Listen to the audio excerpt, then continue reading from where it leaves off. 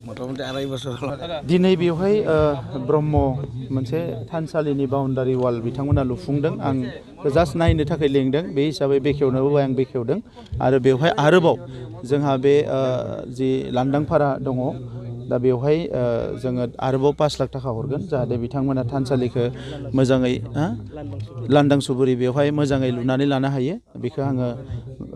फोरमायदों बेनि अनगायै गोबां माखासे प्रजेक्टफोर जोंहा सोलिगासिनो दङ समस्थियाव दा बे गासैखौबो लानानै जोङो 15 तारिखनि उनाव मोजाङै सावरायगोन आरो माखासे हाबाफारि लागोन दा गुबैयै गोबां बोसोरनि उनाव दा जोङो आलारि सोरां बिथांखिनि गेजेरजों देग्लाय बोसोराव 664निख्रुइ बांसिन थानसालिफ्राव मन्दिरफ्राव जोङो 2 लाख थाखा होनो हादों दा आरोबाव किसुमाननो एसे बाराबो होदों जायफोर आनसलिक भित्तियाव एबा एरिया भित्तियाव साब डिभिजन भित्तियाव लानाय जादों दा बेखौ लानानै जोङो खनसे मोजाङै आरोबाव नायगोन जे जेराव थानसालिफोरखौ रायजोफ्रा लुनो नाजाबाय थादों मन्दिरफोरखौ चार्चफोरखौ लुफुंजोबनो हायाखै बेवहाय एफा सरकारनिफ्राय जेसेबां हायो जों मदद होनानै आबुङै लुफुंजोबनायनि थाखाय बेखौ जोङो बेस्थ' माने मा होनो बेबस्था लागोन एफा बिथांखिनि बेखेवनाय हाबाफारि दिनैबो हरसिंगा बियाब नोंथांनि बियाबावहाय नैबे लांदां सुब्रिनि जि ब्रह्म मन्दिर बेनि सोरगिदिं इन्जुरखौ प्रमद सारा फैनानै बेखेवबाय मा बुंगोन सारा बे बोसोरथामनि गेजेरावनो इउपिपिएल दोलोनि जाय सरकार आरो बिटिआरनि चिफ एक्जिकिउटिभ मेम्बार प्रमद बर' सार बिथांनि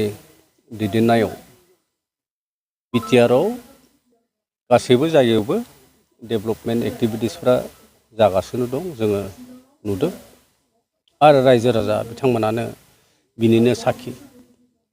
जोंनि हरिसिङा समस्तियाव गुबुन गुबुन धोरोमनि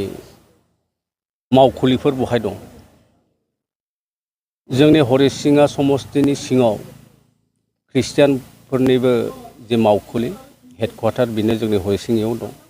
एकहरन भगवती समाज आरो बिथांमोननि हेडक्वार्टाराबो जोंनि हरिसिङा समस्तियावनो आरो हरिसिङा बियाब बाथौ महासभानि जि मावखुलि हेडक्वार्टार बेबो जोंनि हरिसिङायावनो आरो बेबायदिनो ब्रह्म धोरोमनि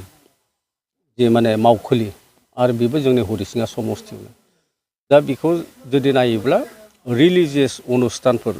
आरो धोरोमारि गुरुफोर जोंनि हरिसिङा समस्तियावनो माने बुंफबना दं होननानै जों माने बुंगोन आरो बे जोंनि थाखाय खुब माने गौरबनि बाथ्रा जे बेबायदिनो धोरोम अनुस्थानफोरा जे मोनसे जायगायाव जेब्लानोखि जथाय थागोन आरो बहायनो आशीर्बाद थायो होननानै जोङो मोनथियो दा बेबायदिनो मानगोनां प्रमद बर' बिथांनि जि माने जेनेरेल एडमिनिस्ट्रेटिभ डिपार्टमेन्ट आरो बे डिपार्टमेन्टनि दारैनो दिनै ब्रह्म धोरोमनि नैबे मावखुलि आरो बहाय सोरगिदिं बाउन्डारि वाल बिथाङा हरदोंमोन आरो बेखौ मावफुंबाय आरो दिनै बिथाङानो फैनानै गावनि आखाइजों बे ब्रह्म धोरोमनि जि मावखुलि बा टेम्पोलनि जि बाउन्डारि वाल बेखौ बिथाङा फैनानै इन'ग्रेसन खालामबाय आरो बेखौ रायजोफोरनि आखाइयाव गथायनानै होबाय नुनो मोनदों बिपिएफनि बा जा बेरेखा हान्जा बे बेरेखा हान्जाफ्रा इउपिपिएल सरकारा जेबो मावाखै होननानै जों बानायनाय लामाजोंसो इउपिपिएलनि लिडारफोरा थाबायगासिनो दं मा बुंगोन सार आसलते जों बानायदों बैसोर बानायदों नङा जे गभर्नमेन्ट अफ इन्डियानिफ्राय गभर्नमेन्ट अफ आसामनिफ्राय सोर बेसे रां लाबोनो हायो सोर बेसे स्किम लाबोनो हायो नैबेनिसो कम्पिटिसन जानांगौ आसलते दा थांनाय 17 बोसोराव जाखिनि बिथांमोननि बा 15 बोसोराव जाखिनि बिथांमोननि जि माने सरकार जे बिथांमोना गभर्नमेन्ट अफ इन्डियानिफ्राय बेसेखिनि पुन्जि बिथांमोना लाबोनो हाखो बेसेखिनि डेभेलपमेन्ट बिथांमोना लाबोनो हाखो बेखौ रायजो राजायानो मोनथियो रायजो राजायानो प्रुफ दं